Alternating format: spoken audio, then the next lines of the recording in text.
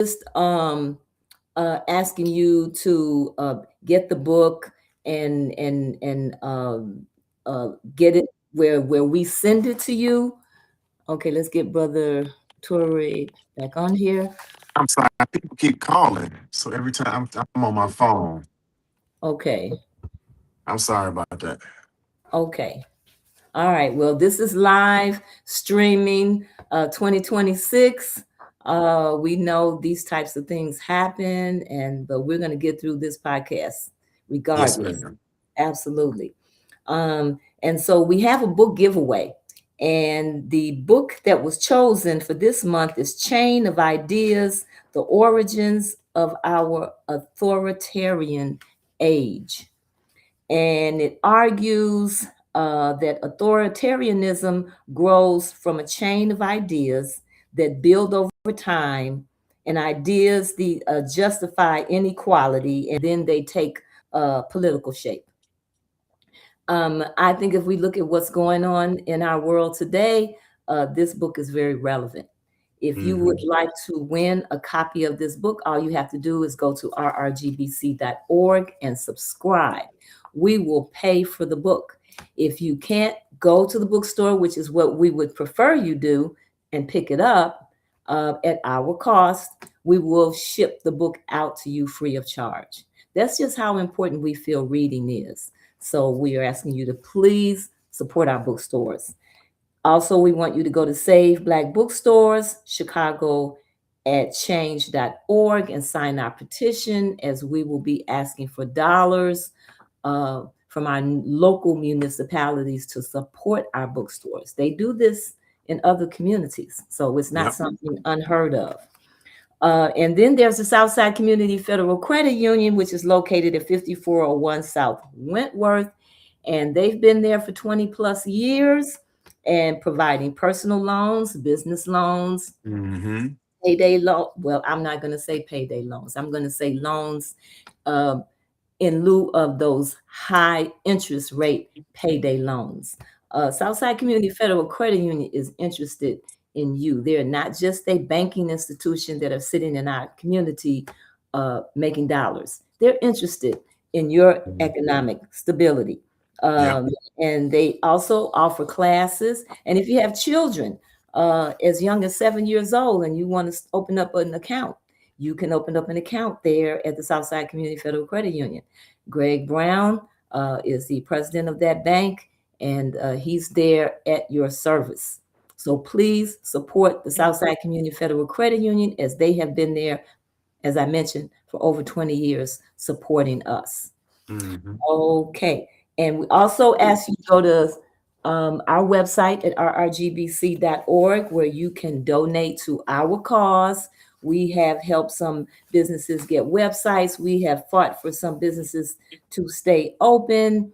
Um, we bring this podcast to you every week, and we do what we can to enhance the awareness and support of Black businesses. So you can make donations right there on our website to help our cause.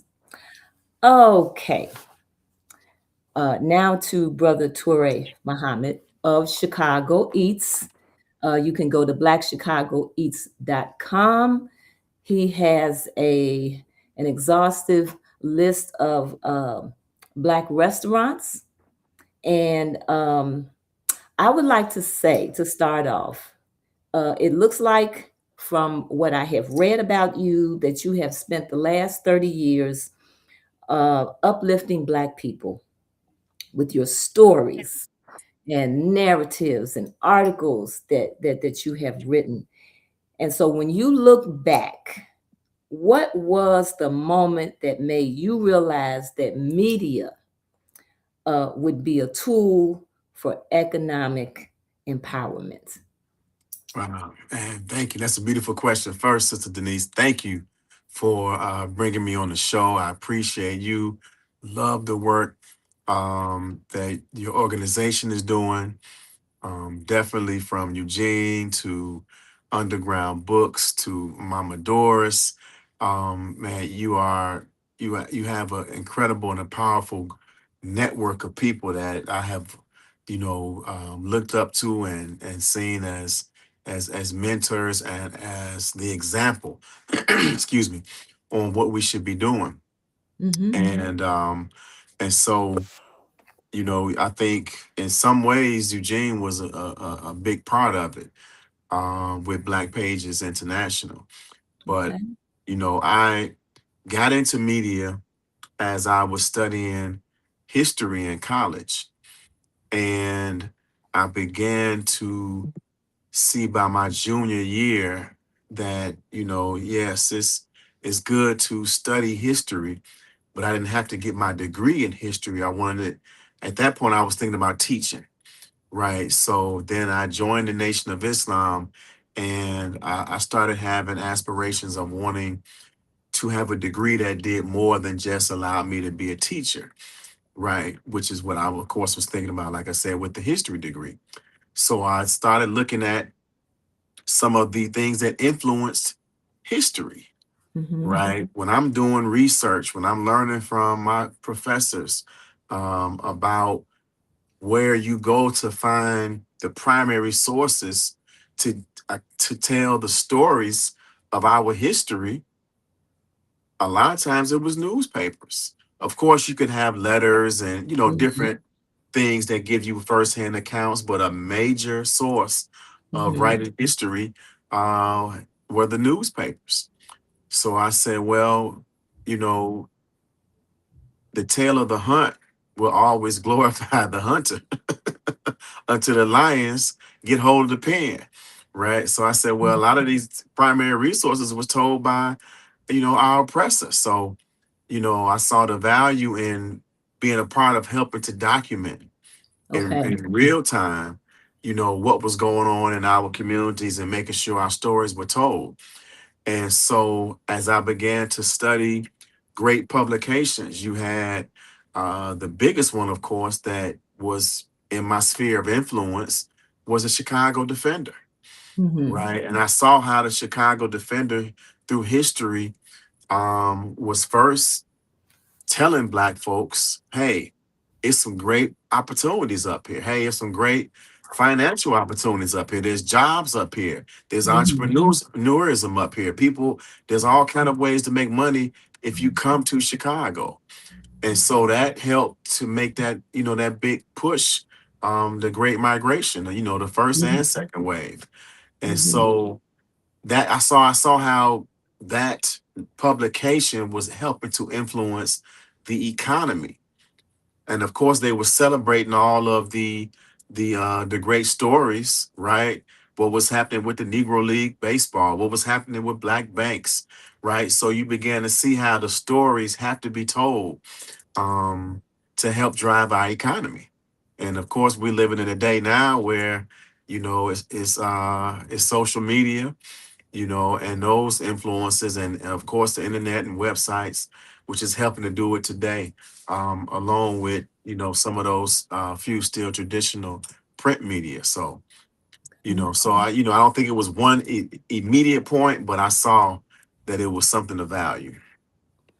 So, given that, how did your journalism experience? Because you were reporting on policing, and you were reporting on education, and housing, and community, all these areas that affect our community. How did that impact the way you see entrepreneurship and community development today?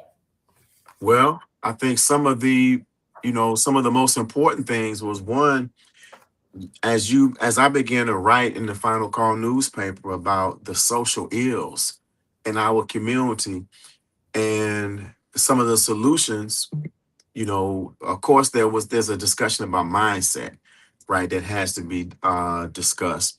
But a along with mindset and mental attitude, there was the need for financing to help solve some of the problems by, providing the resources. Hmm. And with that being said, I saw that, of course, our enemy was not going to be doing that. They were oftentimes, the source of it. If you're talking Hmm. about, certain types of health issues, a lot of that was caused by the food that we're eating. the processed food, artificial flavors, all so it's like they're not gonna fund our freedom and our liberation. Mm-hmm. And so that was, I saw that need and that that need to help businesses to grow. Mm-hmm. And and if I can say this, all this was kind of conversion, my mentality in college, right? And it was being touched by the Nation of Islam and, hearing the Honorable Minister Louis Farrakhan and Sure. him advocating for Black media, right? Mm-hmm. Him, one of the things that when we, as young brothers and sisters coming into the nation in the 90s, we were encouraged to get a subscription for a Black publication, Mm-hmm. right? We were encouraged to make sure, and of course, we had the Final Call newspaper, but the minister wasn't saying that we wanted to have ours be the top and exclusion of other Black media. He was like, no, we need to support Black media across the country, right? Because this is how we tell our own stories. And if we don't fund those that are telling the stories, then our enemy can come in and fund and start influencing the stories that we tell. Mm-hmm. Well, I remember when Bean Soup Times. I remember Bean Soup Times, Yes, ma'am. and to me, it was ahead of its time. Like so many of our, I can look back at a number of people who have established businesses here in Chicago, and I could say they were ahead of their time in terms of what they're doing. And some people, what they've done, other people have taken it and run with it. That has happened, but I would definitely say Bean Soup Times was ahead of its time. And Yes, ma'am. Thank you. what did that experience with Bean Soup Time teach you about um, the power of voice and creativity in the Black media? Hmm. Yes, Hmm. ma'am. So it taught me the importance of one, that we can't have too many sources, right? Now they should be credible sources. They should be, done with integrity and done with a sense of purpose and vision, and a strong mission statement. But we we have the need for our stories to be told. And so I began to see, when I first started the publication, I said to myself, well, I'm going to need to get, corporate advertisers, right, to grow the publication and get the financing that we need to make the publication what it needs to be. But when I would reach out to these corporations, I felt I felt a attitude, right, that either we're gonna throw you some crumbs to help you, or we don't really like the publisher angles that you Hmm. present in the publication, so we don't know if our values match. Hmm. And so that was actually was a compliment, right? In retrospect. But I began to see that my need and where I would provide the most help was with those Black businesses who needed the exposure, right? So I said, let me stop trying to go for those with the money and focus on those who have a need. And we built some great relationships over the years. And some of those people we still work with in different ways right now, like Hmm. Sean Michelle's Homemade Ice Cream, Brown Sugar Bakery, Quentin Love, who at that time had Quenches, who was talking about bringing those back. And so Quenches was advocating and talking about, this is, of course, this is 2000, right? 2002, no beef, no pork, right? You had, of course, Brown Sugar Bakery, just wonderful decadent dessert, right? Hmm. Hmm. um, and then you had Sean Michelle's Homemade Ice Cream, the same thing. And but with Sean Michelle's Homemade Ice Cream, there was and brown sugar bakery as well. There was that focus on quality ingredients, right? Hmm. So I had businesses that matched my values that I could promote and advocate for in a way that, I would never get passionate about, um, a Chipotle or, some of these restaurants that, and even if I may enjoy, them from time to time, but they don't need my advocacy. Like, Sure, sure. what I'm saying? Like our businesses who Hmm. were, especially those who were on the come up at that time. Hmm. And that's the thing. People feel like you got to go when you get ready to do something, that you got to go to these large corporations and you got to go to people who really don't have the same interests, and values that you have. As Black people in America, we're in a unique position, and, Hmm. and we're always in a state of resistance and trying to make change and struggle, against the oppressions that we have.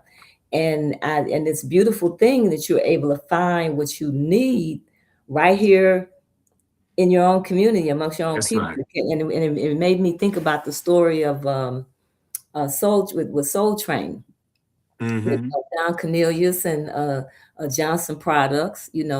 Johnson Products Yep. funded Soul Train. Yep. Black people were buying those products, for their hair, and it was funding this entity that ended up being one of the longest, I think, Yep. programs like that. Yep. Again, brilliance, greatness, That's right. creativity That's right. coming from the Black community. And they were able to do it amongst themselves, Right. using their That's right. own dollars. So that's a beautiful thing. Yep. That's right. That's right. Absolutely. So now let's get to Black Chicago Eats. Uh, what made you say that we need a platform exclusively for Black owned restaurants? We started in 2015, Hmm. and at that time, of course, there was social media, but you didn't have food influencers. You didn't have a centralized place where people could go.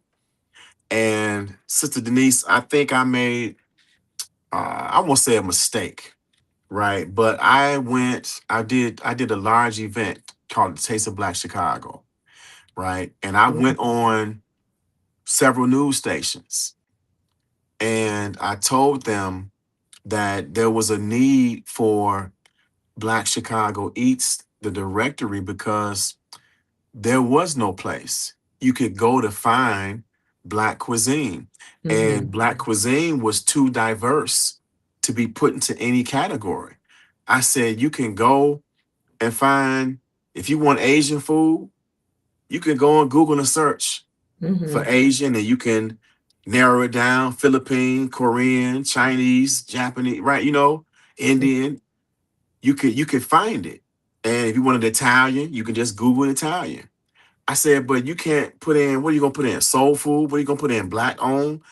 And you couldn't find restaurants based upon their being Black because, like you know, large portion of vegan restaurants. So, that's not soul food. You can't necessarily find that under a soul food category. Hmm. Um, you had a bunch of, you have your Caribbean, right? Your jerk primarily, your Jamaican food, a few other islands. You got a couple of Trinidad and Tobago, you got a little Belize, right? So, so you had all these different influences that you couldn't find online. And I say it was a mistake because not soon after that, Google put in bl- Black. identifies as Black owned. Yelp, Yelp put in Okay. identifies as black owned. So now Mhm. you could go and find some of the black owned restaurants on Google and Yelp now, and you couldn't do that before I made that statement. So I said, Sure. man, I should have. I might should have waited before I said that publicly. And I have only the anecdotal story to tell, but I have no actual facts and proof that someone from Google and Yelp saw it and said, "Yeah, let's start doing that." And Mhm. and there were other people, right, in different parts of the country who were starting to curate black owned restaurants.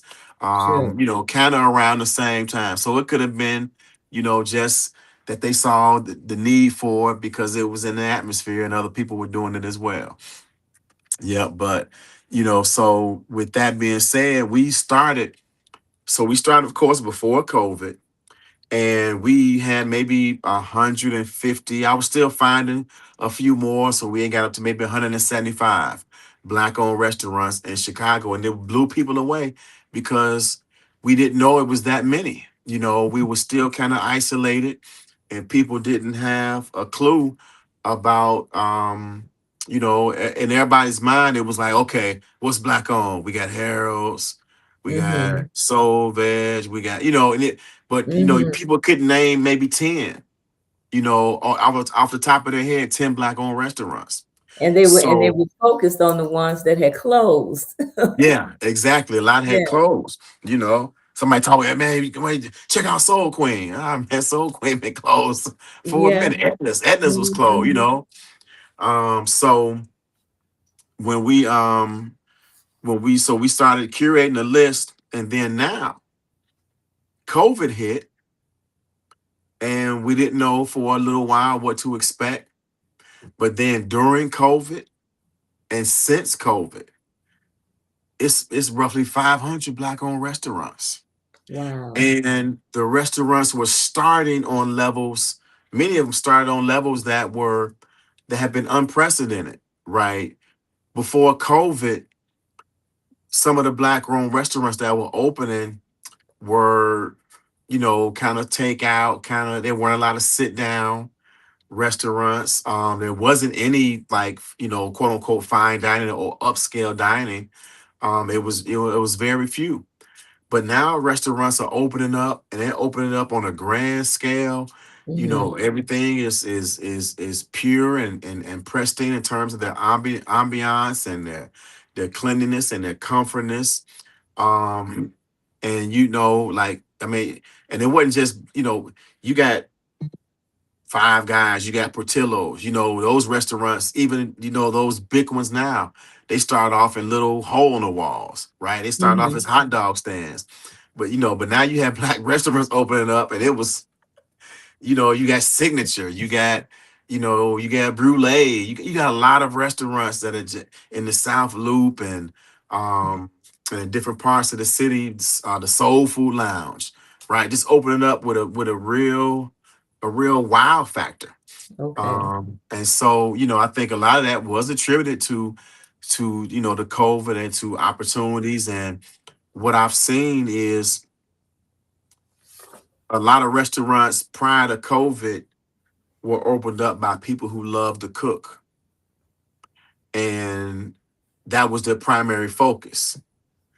But I'm also seeing serial entrepreneurs coming into the restaurant business now, Okay. right? They were hairstylists, but they love to cook, right? Okay. But they came in now, they didn't come in from corporate America where they had to start from scratch, right? You had people that was, they're hairstylists or they're realtors, right? They invest in real estate.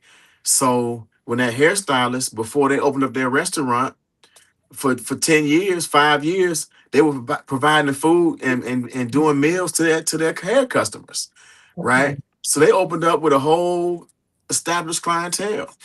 And I've seen realtors that, couple comes together.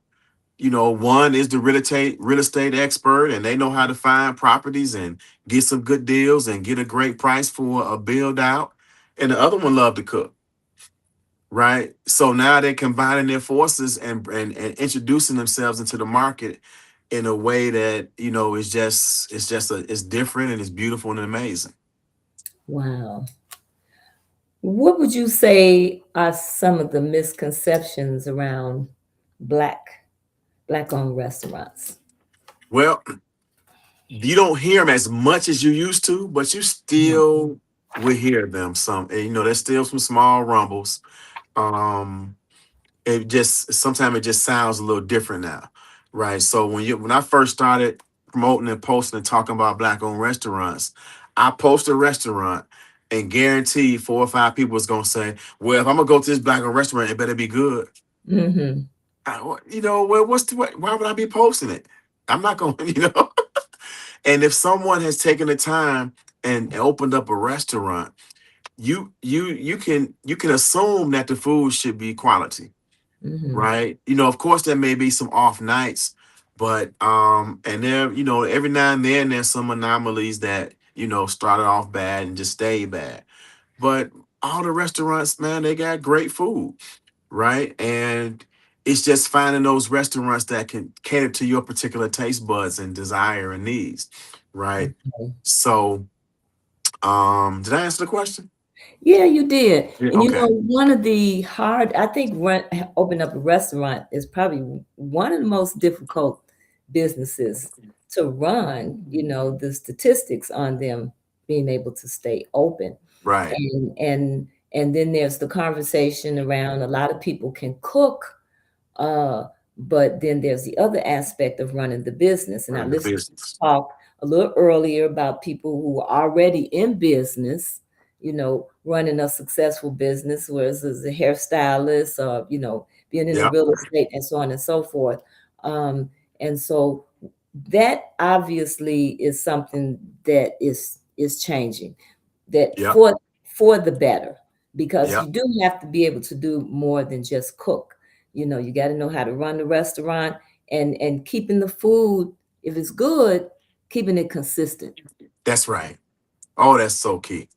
Right. I tell Yeah. restaurants all the time, you don't want to be in a position necessarily where people are asking who if you're there before they order their food. Right. If so and so's there, they want their food because they know it's gonna be cooked right. But if Mhm. that person is not there, then you have a problem. Right. And I forgot I was gonna make the point too, right? That the conversation has changed a little bit from it better be good, because now you have so many amazing restaurants that Mhm. are doing providing great food. Now it begins to shift in a very uh what's the word I'm looking for? In a very undermining way, where now people say, well, oh, the food costs too much. Now, of course, you always are factoring in.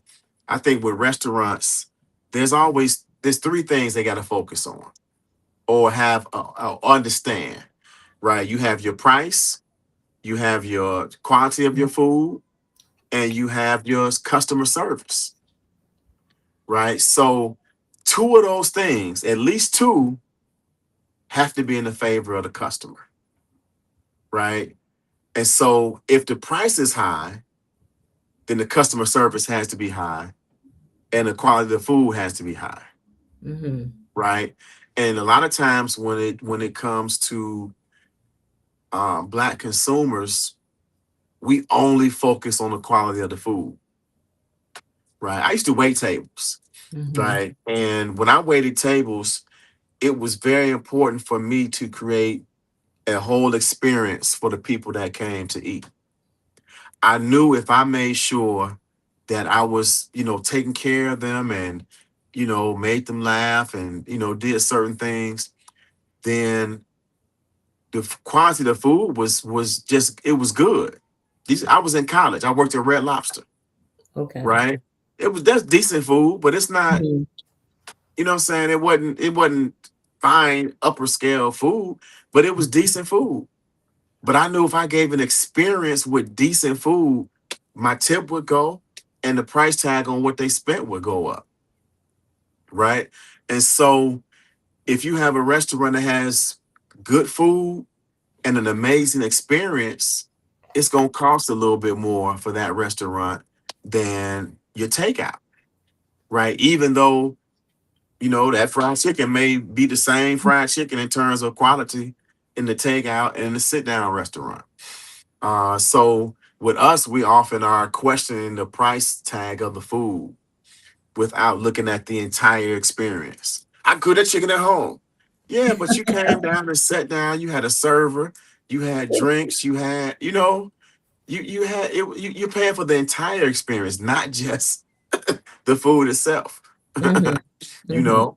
And there may be some that may be a little bit higher, and there may be some that but I don't question someone's food costs and what they charge because I don't know all of the things they've decided that went into that, right? And I know that if the food is too high and the service is not there and the food is not good, they're not going to last anyway, That's right. right? Time is going to take them out, and it won't take long. Like you said, restaurants are it's tough, right? Mm-hmm. So it won't take long for them to go.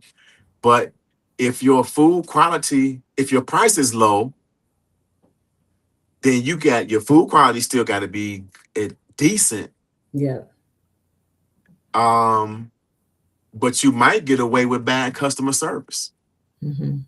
right? Well, shit, hell, well, I ain't paying but $20 for a meal for five.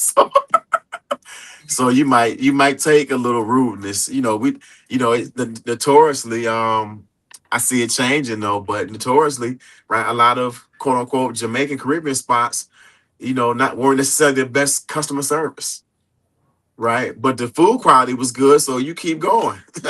Okay. Okay. Well, So that that that's is that's an important. example. It's a relationship, you It know, is. relationship that you're establishing, and what's important. The food tasting good is important. That's Yep. very important. And then when other things are there, that's icing on the cake. Yep. And I mean, our cultural, interactions and relationships are have changed. Um, but I think people still do enjoy coming together, and coming to a restaurant. And Yep. I like when I come to a restaurant and then I'll walk in the door, Denise, they call Yep. my That's name, right. they That's remember right. my name. Those little things, are real important. And people trying to make you comfortable, because I mean, it just may be that you don't feel like cooking. Right. That's right. That's right. Yeah. And then the price of food is so high now. Much um higher. it's not such a huge balancing act unless you have a lot of, I think if you have children, it can make a difference. uh Yeah. but if it's you or a couple, or just a couple people, going to the grocery store and spending a lot of money at the grocery store, and then you got to come home and cook it, you Yep. know and versus going to a nice restaurant and having some good food equally, it kind of balances itself out. It does. Like I It said, does. especially with the prices that we're dealing with. Yep. That's right. What are some of the challenges that our um, restaurants are having, structurally, as far as getting resources? I mean, when we look at what's happening in our community at large, you know, go on the north side and you come on the south side and you go to the west side, it's like day and night. Mm-hmm. Lots Yep. of restaurants, lots of people, lots of foot traffic. You go out there on a Friday, you just see people, people, people, Right. people, people. Right. Um, and then you come on the west side, you come on the south side, and it's dark, and you don't see that. And our businesses, are having to try to thrive in that type of environment. So can Yep. you speak to some of the challenges that our businesses are having?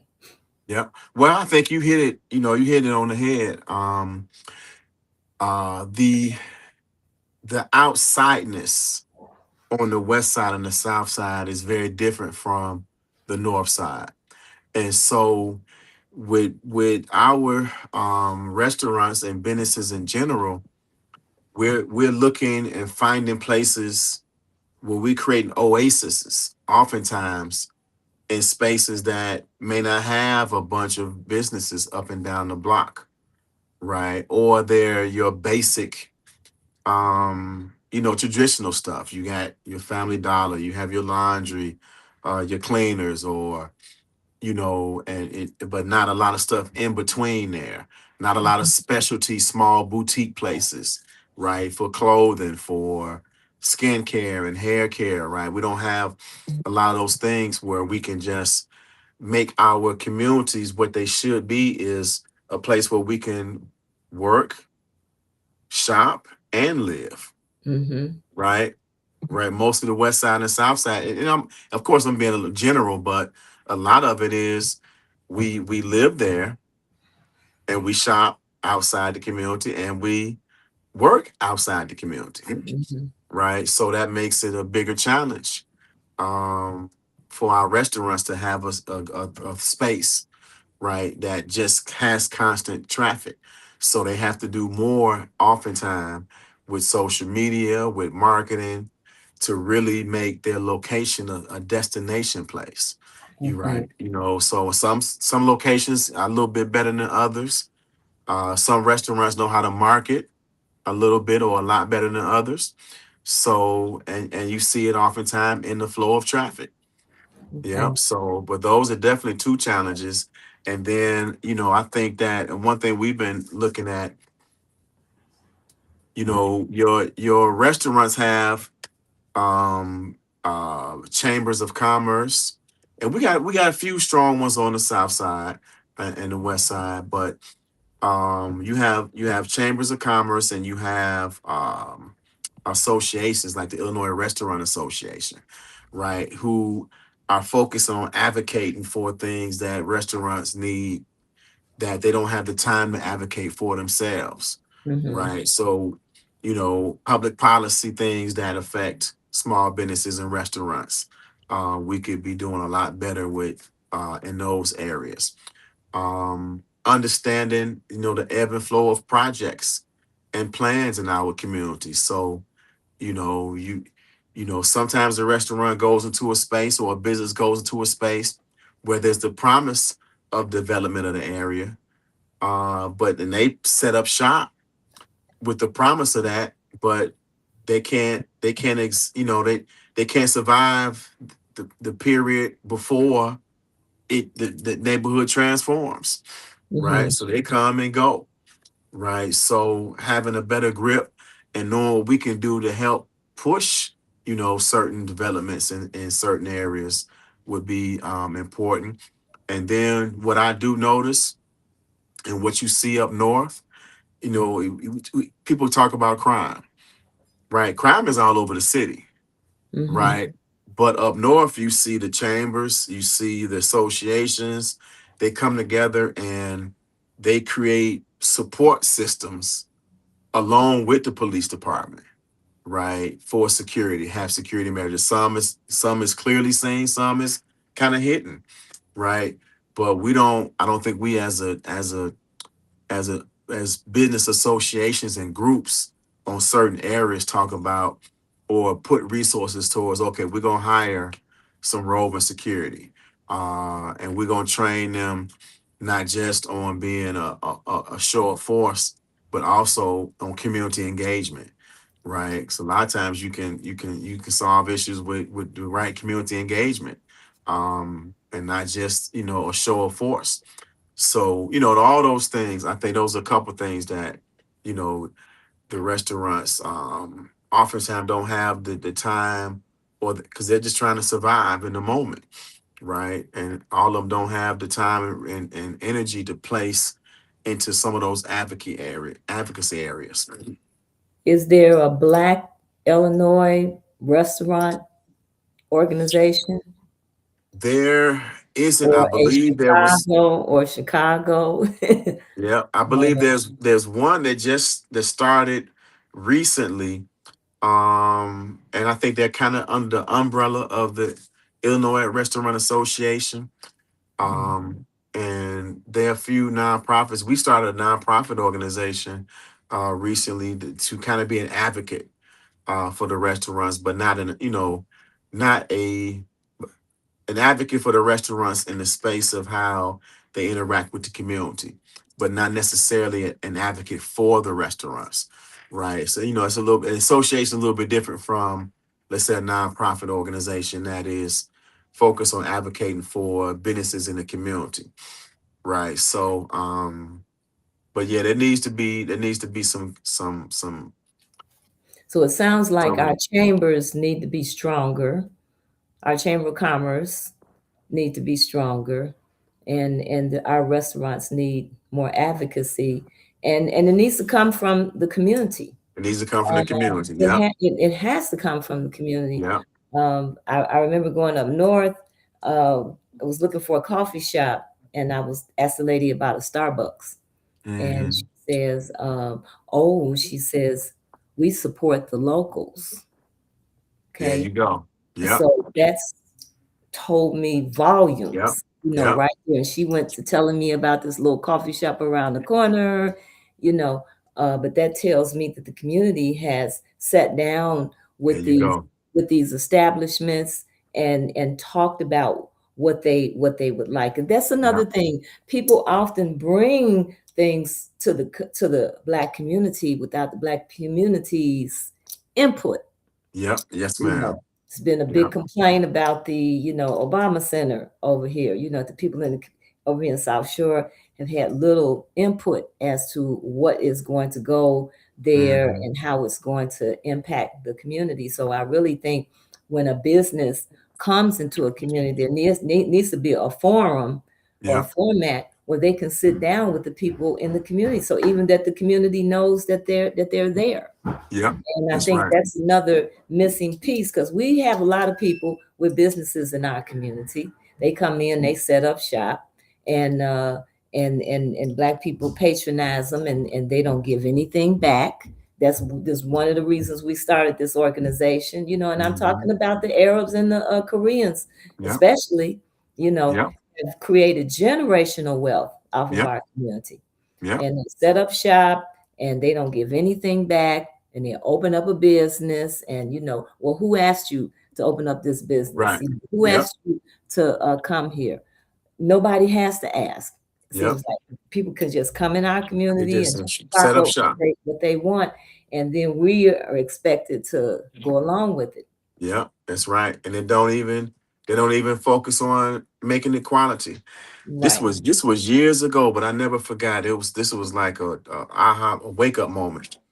Um, it was a liquor store uh on 79th and Halsted, between Mm-hmm. Halsted and Emerald. Okay. And wasn't nothing special about it, little hole in the wall liquor store. But they did a lot of business. Mm-hmm. And they got robbed.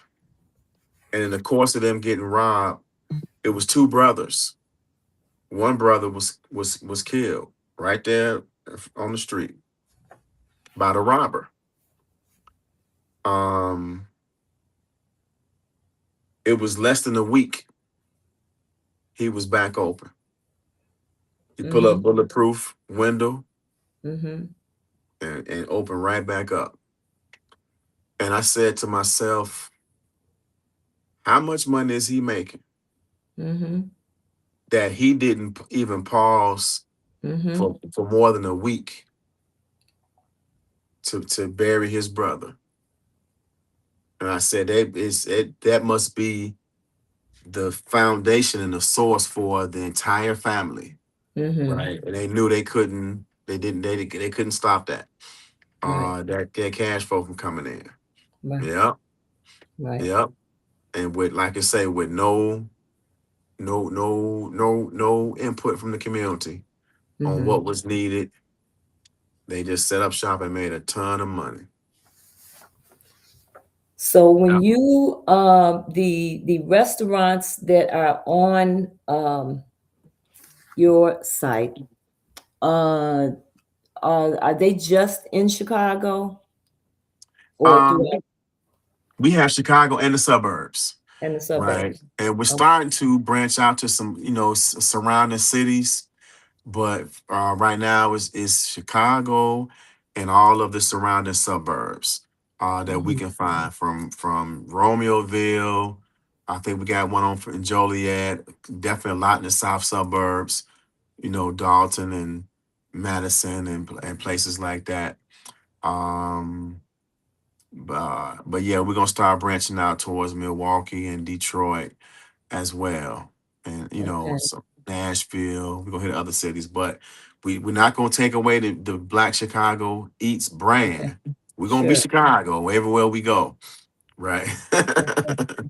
So Yeah, you providing visibility to these restaurants. How many do you have on your site now? it's roughly a little less than 500. I mean, a little less than 500. Okay. Yeah, and it's a free directory. I don't charge the Redirect. restaurants to be on Okay. the directory. Okay. Um, and some get business straight from the directory, and of course we do a lot of social media that helps drive traffic to the restaurants as well. Okay. That was going to be my next question. What the levels of support do you provide, and what expectations do you have of the restaurants that come onto your site? Well, I mean, provide some quality food, quality experience, and be a place that we can encourage people to go, because we know that it helps drive the economy. It helps create opportunities from jobs. That's the other thing, Sister Denise. I see a lot of Black restaurants hiring and Oh looking for yeah. hire. I'm talking about in the past 2 weeks, Mm-hmm. past 2 3 weeks, the hiring servers and cooks and lines, prep line prep people, and I don't drink, but bartenders and all, just looking for a lot of different people to work in the business, managers, and you have a lot more restaurants now with multiple locations. Okay. Right. We have several, from Soul Vibes and Can't Believe It's Not Meat to the Soul Food Lounge.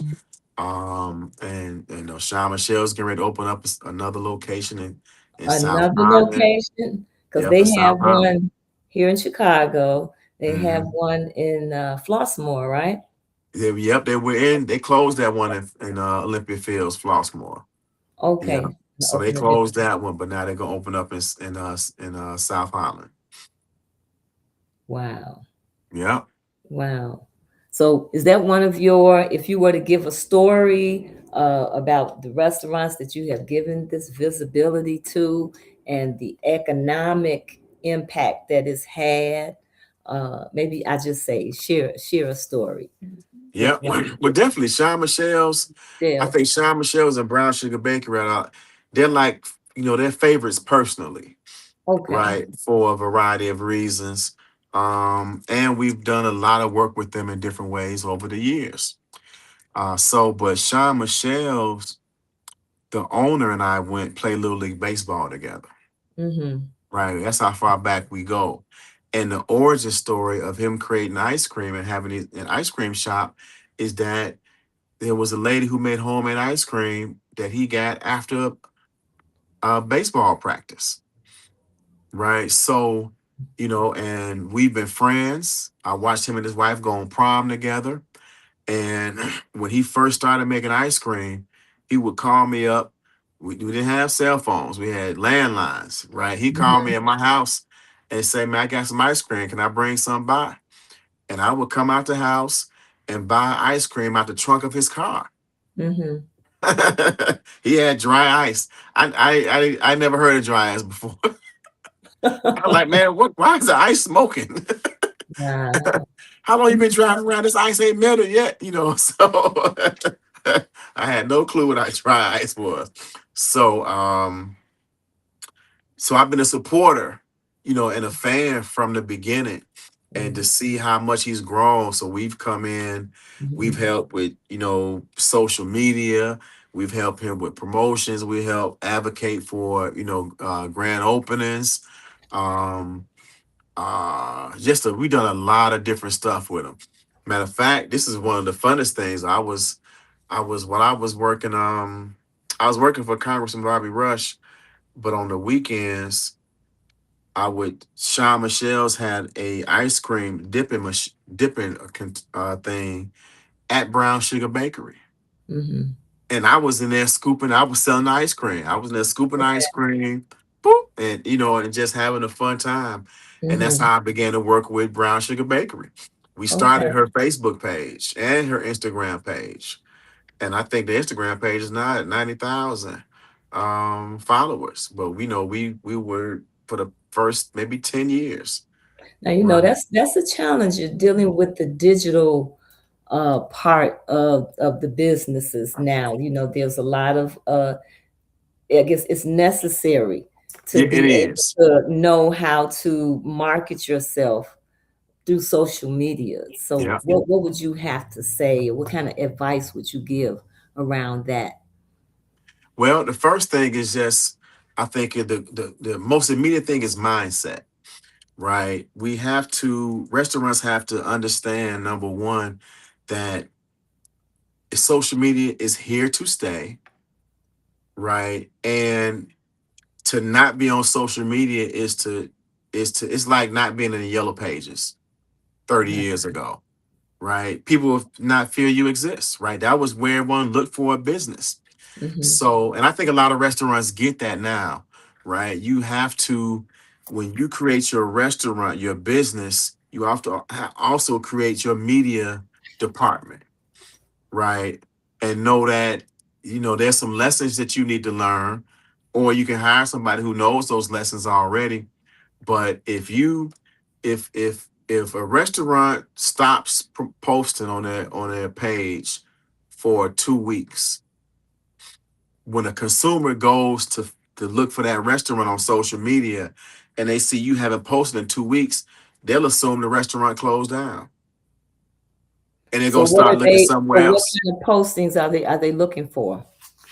So that's the beautiful thing about restaurants is that what's the main thing folks love to post about is either food, luxury, or people, Mm-hmm.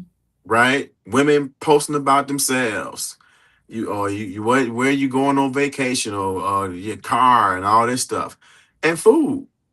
So your restaurant is poised to be in the top three categories.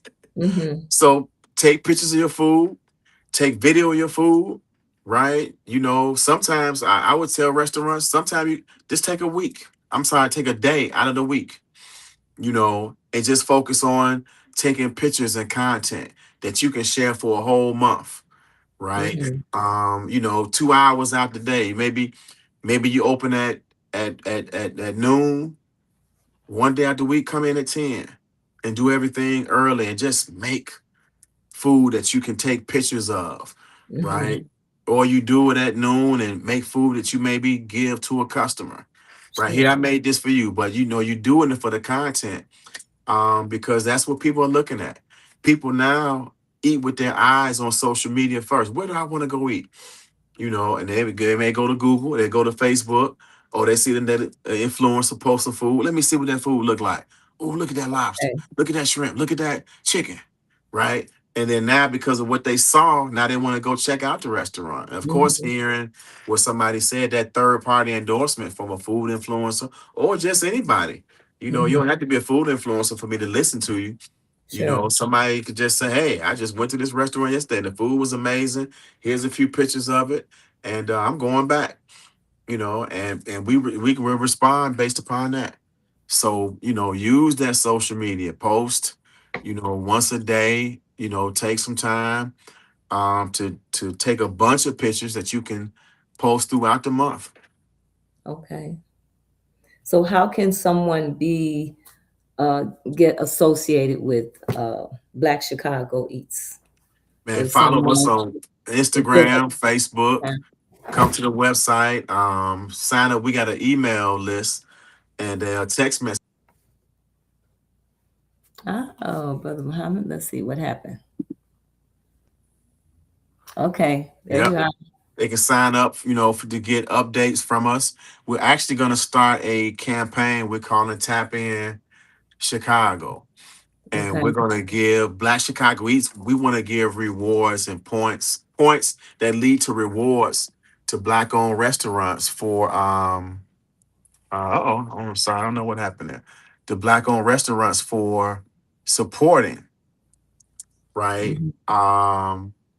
I mean, to consumers, we want to give Sure. points to consumers for supporting black-owned restaurants. Oh, that sounds So, like a great idea. yeah, you go 5 times and you get a we got a T-shirt that says only thing mad about Chicago is the sauce, right? We got Mhm. another one that says we got cobs, right? So we can, give a T-shirt. You go a certain amount of times, we can get the restaurants to give us gift certificates. So you can go back with $20, on a gift card, right? Mhm. And things like that.